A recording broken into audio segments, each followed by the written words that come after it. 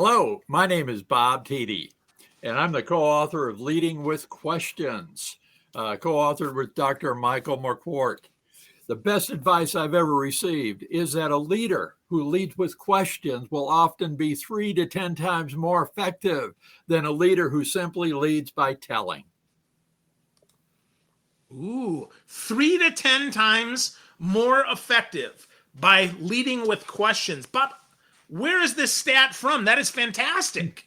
Oh, Phil, you know I like to ask questions. Let me illustrate how this is true by asking you first a silly question, and then I have a serious question. But here's the silly question. Phil, imagine you're in a rowboat, a big rowboat with your team. We'll say there's at least 9 on your team, you and 9 others. And there's oars for every one of them. And you want to get that rowboat across the lake as quick as possible. How many of them would you like to have row with you? All of them, of course. Yeah, I told you it's a silly question. But here's where I'm going. Now that same team, they're no longer in the rowboat. They're gathered around your conference table. And Phil, there's an opportunity on your table. Now listen to my question carefully. If you're a leader, like I used to be, who thinks your job is to figure out the way forward, then to tell them what to do, and then their job is to do it, how many mental oars are in the water trying to figure out the way forward? With 9 of us, that makes 20. Phil, let's go back to the question. You're a leader who thinks your job is to tell them what to do, and their job is to do what you tell them. Oh, so then I've only got 2, just me. Just you. Yes, just you. And now, just imagine again, you're a leader who leads with questions. So instead of just being that leader who tells, you lean forward, you look back and forth, at the whole table. You say, gang, here's the opportunity we have. What do you all think we might do to take advantage of this? Now, how many oars are in the water? Now we've got 20 of us. Yes. Now we're all going in the right direction, or at least we're going. Now, Phil, just again, imagine this. As you listen to their input, is it possible you might hear an idea better than anyone you'd thought of? That is possible, Bob. Absolutely.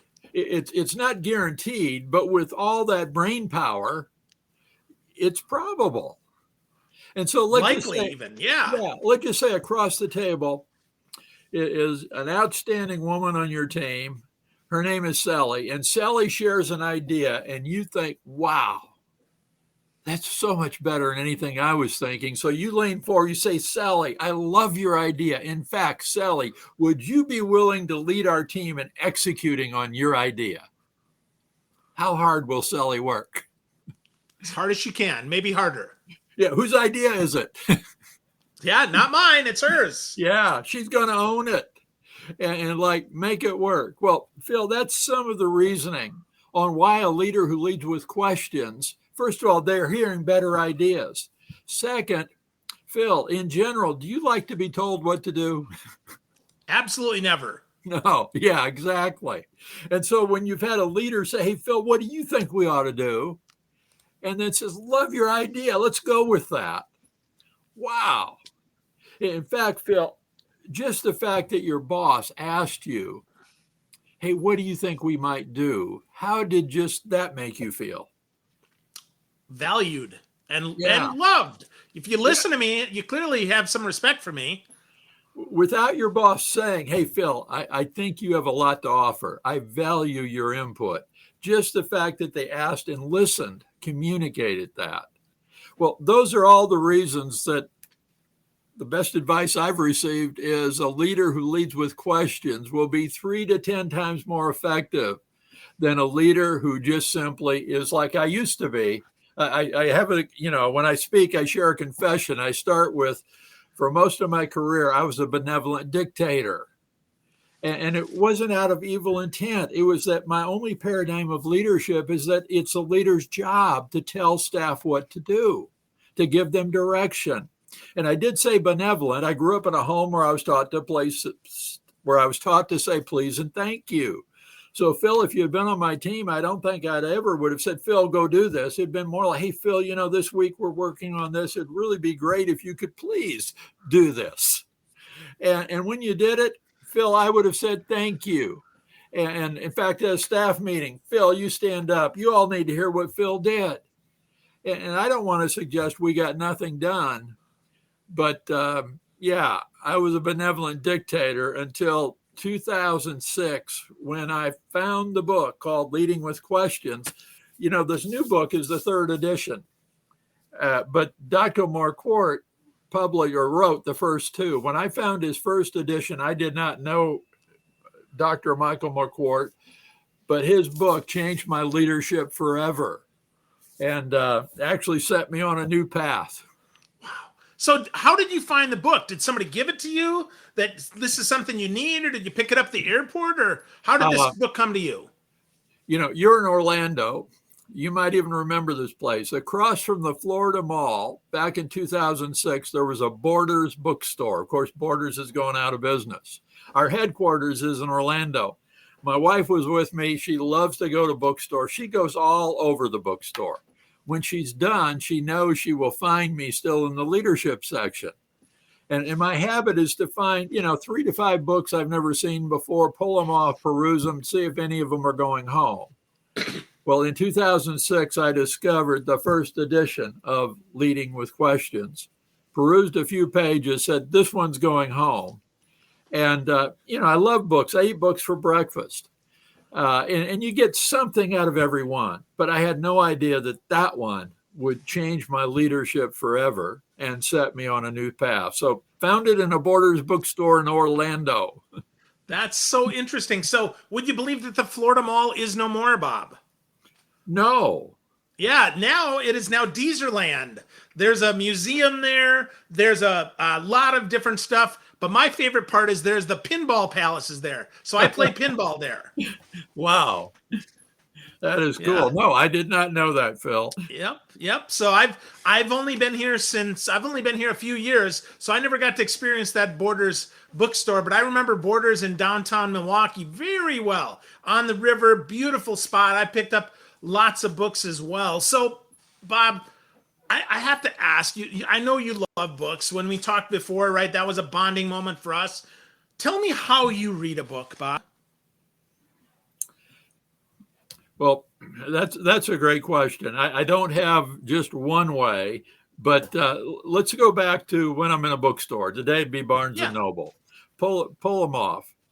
The first thing I do, well, first of all, the title's got to grab me. The second thing is look at the table of contents. And kind of in the table of contents, you can quickly see the direction the book is going. And at that point, I'm evaluating because, I've got limited time in the bookstore. I'm evaluating, does this table of contents kind of grab me? Now, let's say there's a particular chapter. They say, hey, this is interesting. I'll then go to that chapter and read kind of the first page, because usually the first page kind of gives you the thesis of where that chapter is going. And, at this point, I'm making the decision whether to buy or not buy. So that's the reading of the book at the bookstore. Cool. Then in getting home, and, in other words, I bought this one. I'm taking it home. I always read with a pen in hand to underline, circle. I'll dog ear pages like, okay, this is one I want to get back to, put an X up there, that kind of thing. But I won't necessarily read the book cover to cover. I'm again picking out that chapter and thesis and just kind of seeing where it's going. I'm also, because Phil, like you, I'm a speaker, I'm a teacher. And so I'm also always looking for a nugget. I'm looking for a quote. I'm looking for, hey, I've never thought of it that way before. And those kind of things. So in that way, I may read a book a bit unusually. And again, I can get a lot out of a book without reading it cover to cover is what I'm trying to say. And time is, we all have a shortage of it. And occasionally there will be books, though, that I will devour cover to cover then. Absolutely. No, that's great. I love that. And I love actually that you said that it's from someone you haven't heard of. So an idea from somewhere different than you're normally looking. Because I think that is, for me anyway, that's the hallmark of a great leader. The person who isn't always contributing, often the quietest one, has a nugget to share that if we can just light them up just a little bit more, we're going to get a whole lot of great value out of them. Is that what you found too, Bob? Absolutely, Phil. Absolutely. Awesome. So with that, with that, you talk about in the book, which I love, by the way. I've only read the third edition, so I've only got your book here. So with that, you talk about a culture of questioning, and I think that's different than how a lot of people think about questioning. They think, okay, I want the 10 questions that I need to ask to be a better leader. But that's not where you're going here. You're talking about a culture of questioning. What does that mean, Bob, and how do we get that? It can mean various things. One aspect, in other words, let me state it this way: rather than defining it, it can mean all the above, is what I'm trying to say. And it's a culture where questions are encouraged. In other words, where staff, like one of the things I shared in my previous book, Now That's a Great Question, is question storming. We're familiar with brainstorming, but let's say there's an opportunity on the table. And instead of just brainstorming how we could take advantage of it, question storming is, okay, we're going to question storm until we have at least 50 questions that need to be answered in order for us to fully evaluate this opportunity. Now, once you get to 50 on the table, then you do a little voting. What are everybody has a chance to put a check beside the 10 that they think are most important. So now you get by the time you're done with that, and yes, this takes some time, but now you get to the point of, okay, here's the questions that most of us think or the majority thought. And then rather than assuming anyone can just answer it, it's like, okay, we've got, the top 5 here. Who will take responsibility for doing the homework on question 1, on question 2, question 3? We'll meet back.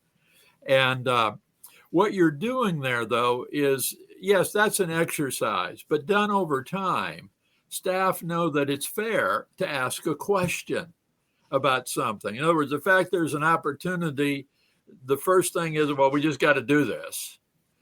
No, we're going to evaluate. And then even if we decide to do it, how do we do it intelligently? And that kind of thing. Second part of the culture is that the leader is asking questions. And, I say, Phil, that it is a heavy, heavy burden on the shoulders of any leader who thinks their job is to have all the answers. I know, because I was once that leader. Phil, guess what I was tempted to do when I was asked a question that I didn't know the answer for? Make it up. Yes.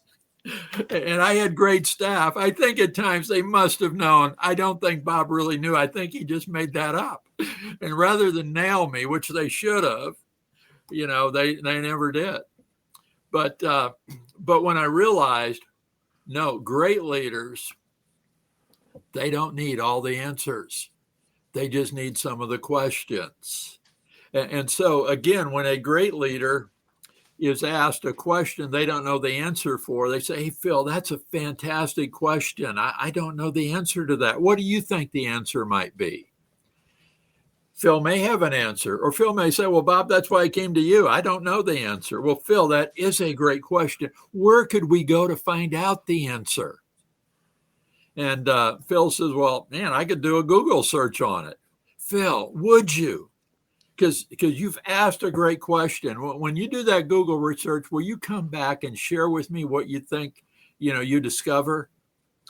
And in that way, by just having those couple of questions ready, I'm ready for anything I'm ever asked. Because I no longer feel the burden that I've got to have the answer. The great leaders don't have all the answers. They have just some of the questions ready. Wow. Well, I love that you said some of the questions because that's encouraging.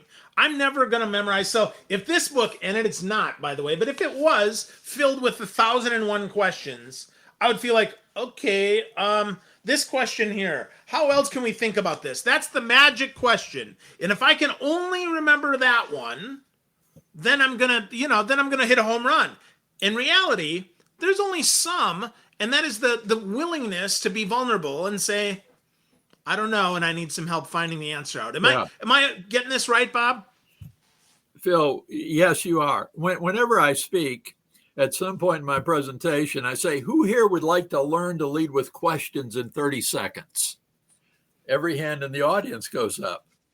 And I pick a member. Well, today, Phil, you're my audience, so I'm going to pick you. And I say, Phil, come on up here.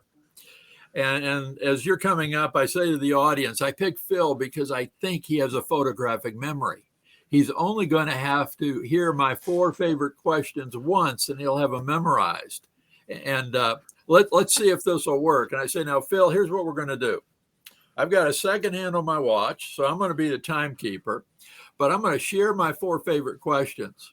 As soon as I'm done, I'm going to say, Phil, do you have them memorized? And if you say yes, I'm going to say, share them with us. And so the clock starts when I start the first question. The clock ends when you effectively share the 4th question. So, Phil, are you ready? I'm ready.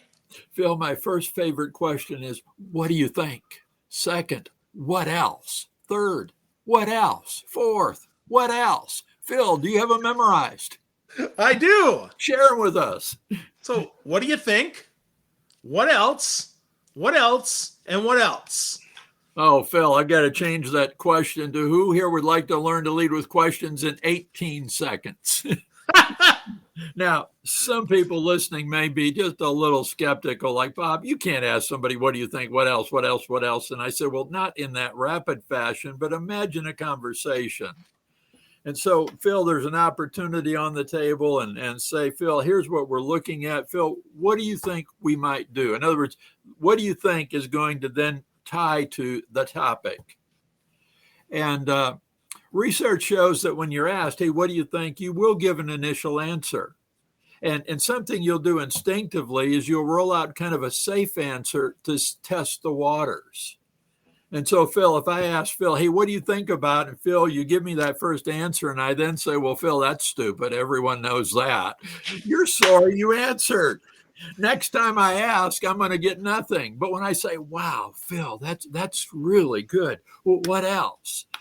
Well, Phil relaxes a little bit and thinks, wow, this Bob guy's pretty smart. He understands my wisdom. He wants more of it, and you'll give me more. And again, at some point you'll pause. And instead of moving on, I may grab a pen and say, Phil, I've got to take notes. This is so good. Please say more about that. In other words, other ways to say what else could be, hey, please say more about that. And you will. And what I've discovered is actually the 3rd and 4th question that gets to your gold nugget, your very best thought. And once I realized this, Phil, I realized I many times had, even when I asked a question, I was like that proverbial gold miner, mined all his life for the gold vein, never found it, quit. Somebody comes along later and says he was within 6 inches. Well, if you only ask, hey, what do you think? And when they give that initial answer, you move on. Well, you got close, but you got to dig a little deeper to get to their gold nugget. And that comes on the 3rd and 4th question. And Phil, as you said, if leading with questions requires memorizing a whole bunch of long, complicated questions, it's like, I'm out. But imagine a leader who's only been a teller in their next meeting, either one-on-one or with their team around the conference table, just using these 4 questions. Hey, gang, what do you think we might do here? And then listen, say, wow, what else? Say more about that. What's another idea? You will have moved from being that benevolent dictator to that one who leads with questions with just these 4 questions. And sure, there's more questions you can ask. But, Phil, we haven't talked about this, but I grew up on a farm in South Dakota. I share that to say I like low-hanging fruit. And what I love about leading with questions is so many of the best questions are so simple. They're not long, complicated kinds of things. Yeah. Wow. That's great. Well, yeah, I grew up in northern Wisconsin. My dad was a dairy farmer, so Ah, we have some of that in we common as do. well, Bob. We do. Yeah. That's awesome. So I think back to when I was first leading teams, and I can tell you that I did my best, like you, to be benevolent, but certainly more dictatorial than I am now. I didn't ask as many questions as I should have. But with that, when I finally realized that, it took time. It wasn't the first time that I asked that question. I think my team was afraid that I was either going to steal their idea or that I was going to rip their face off for giving the wrong answer. So is that normal, or is it just me? Oh, Phil, I think that's very normal. In fact, a story, because you live in Orlando, right near where you live, at Walt Disney World. A couple of years ago, we took one of our leadership development groups that we were developing, and we took them on the behind the scenes leadership tour at Walt Disney World. Wow. And when I got there that morning, I knew that we were going to go on the underground in the Magic Kingdom. It's like, wow, that'll be great. I knew we were also going to go to where all the cast members come at Epcot to change into their costumes. And but as we got on the bus, they said, "Hey, the first stop is going to be the Walt Disney Laundry Services." And I thought, really? I hope this is short. I mean, that didn't sound interesting to me. Uh, Getting to the underground at the Magic Kingdom, that was going to be fun. But it turned out the first stop was the best stop of the day. And the whole day was great. But when we got there, they explained or shared that they at one time had a turnover rate of 85% a year at Walt Disney Laundry Services. They said we were doing such a poor job, we were considering outsourcing all the laundry services. And then we got a new leadership team, and the new leadership team uh, began to ask the staff. Of course, at Walt Disney World, everyone's a cast member. Even if you work in Walt Disney Laundry Services, begin to ask the cast members, what could we do to make your job easier? And what ideas do you have that would allow us to serve our guests? Everyone that goes to Walt Disney World is a guest. And they said it took about 6 months of asking before staff began to respond. At first, they thought it was a trick, just kind of like you were implying or inferring it could be. They thought, well, if we say, we'll get fired.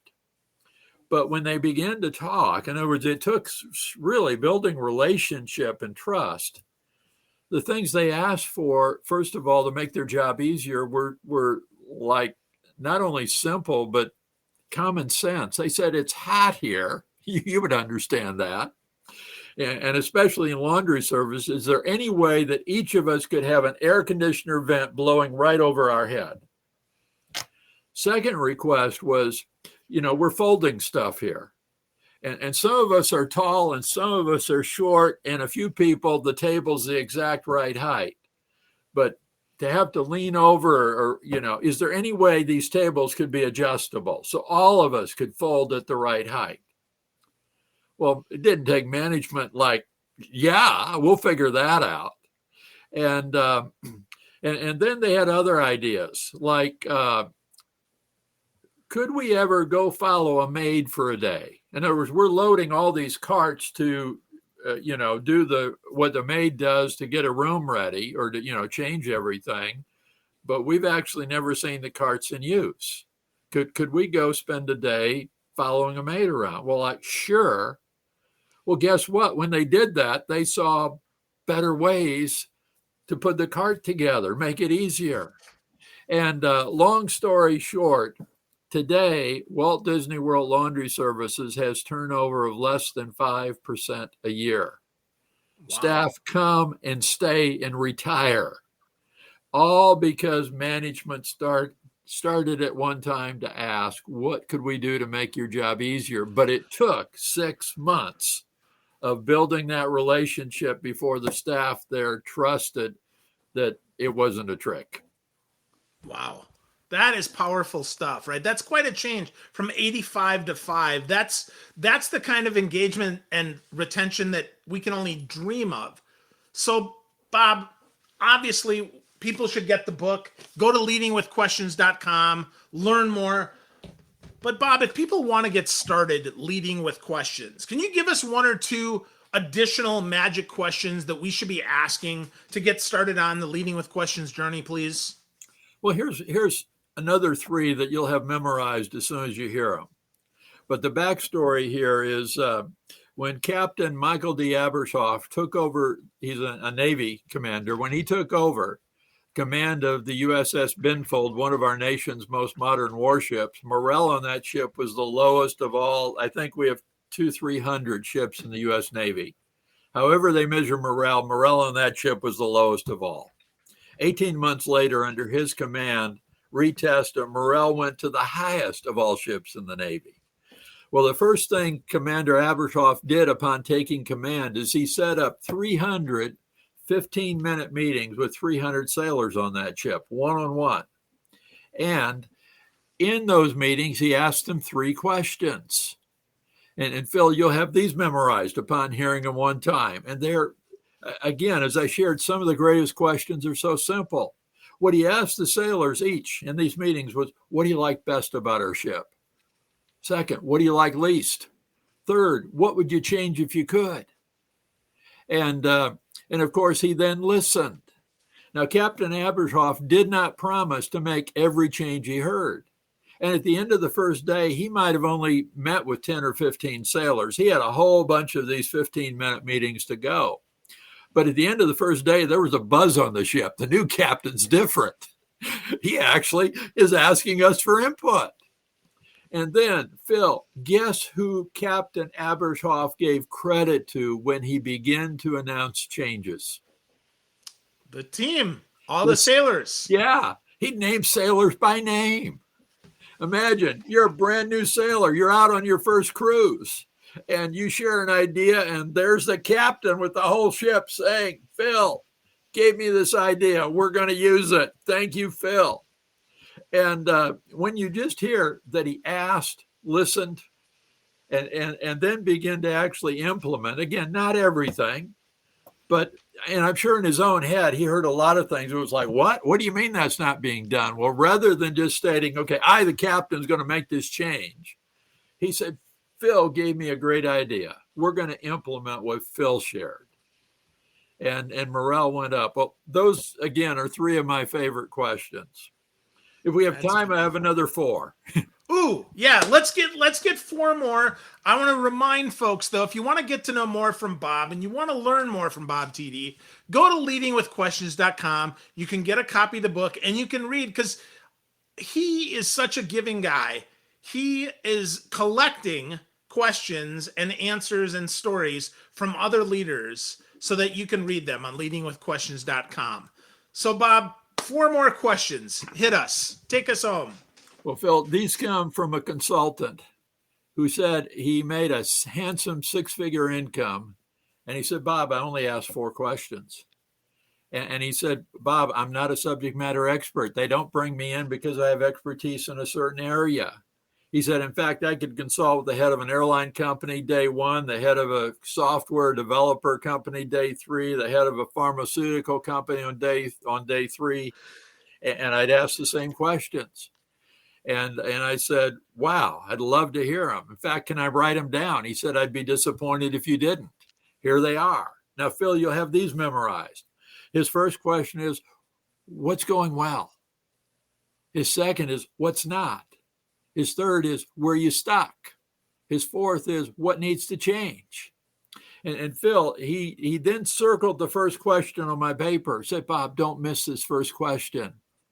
He said, if I start it with the second question with a new client, 8 a.m. in the morning, we're just met, and I start with, hey, what's not going well here? He said, I wouldn't get an honest answer. He said, no one wants to get naked at 8 a.m. and confess, yep, we're a bunch of losers here. So he said, I start with question one. Now, he has a whole bunch more of what else's and how'd you figure that out? And wow. He said, by the time they're done, we're done with question one of what's going well. He said, they're thinking that I'm thinking they're one of the most brilliant leaders I've ever consulted with. He said, now that sets the stage to make it safe to give me the true answer in question two. He said, to use baseball as a vernacular, he said, they're not feeling like on question two, they're confessing, yep, we're a bunch of losers here. It's kind of like, in spite of all the games we've won, in spite of all the home runs, all the runs batted in, yep, we've had a few errors. Yep, we've lost some games. And then we actually get an honest answer. And now he digs more with that. But then he says, notice I don't solve it for him. I say, where are you stuck? And again, they elaborate. What needs to change? They elaborate. They solve their own problem. And he said, at the end of the day, they write me that big check and they thank me for being a brilliant consultant. He said, it's all about asking these 4 questions. Well, again, I use these frequently because, again, they're farm boy simple, but also farm boy wise. Awesome questions. Bob, thank you, my friend, for sharing all of your questions and a few answers in there as well of how we can begin to lead with questions. I love that you talk about finding out what's going well first. It's a great way to get people to share nakedly, as you mentioned, and to really find out how they can improve. Thank you, my friend. I appreciate you so much. Phil, it's been a pleasure. Thank you.